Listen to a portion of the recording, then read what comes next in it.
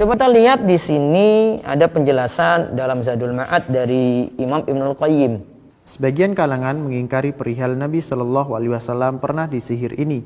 Sebagian mereka menyatakan bahwa tidak pantas hal itu terjadi pada Nabi Shallallahu Alaihi Wasallam.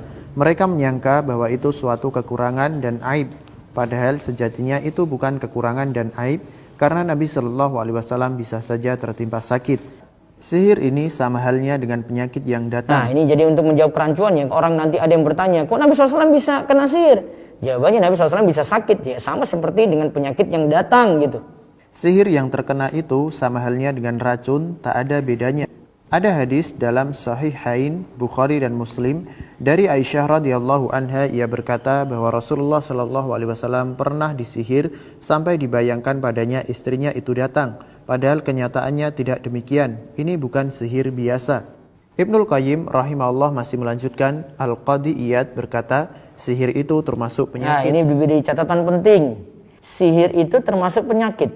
Maka kalau orang itu bisa sakit, maka ada orang juga bisa disihir.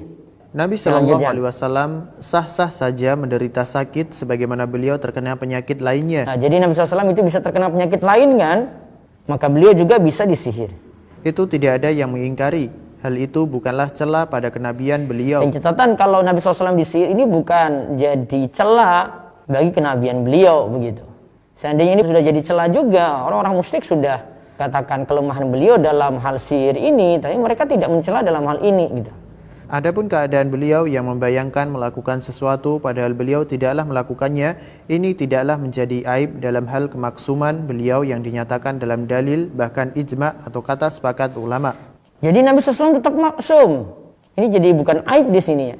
Jadi Nabi SAW tetap maksum, bukan berarti kalau beliau itu disihir, jadi kita semakin berkurang keyakinan pada risalah, pada wahyu yang diberikan pada beliau. Enggak seperti itu. Tetap kita yakin tentang wahyu yang beliau bawa gitu. Sebagaimana beliau bisa sakit, maka beliau juga bisa terkena sihir. Perkataan Ibnul Qayyim ini jadi jawaban bagi orang yang mungkin mengincar kesalahan Nabi, ingin menjatuhkan Nabi SAW dari sisi ini.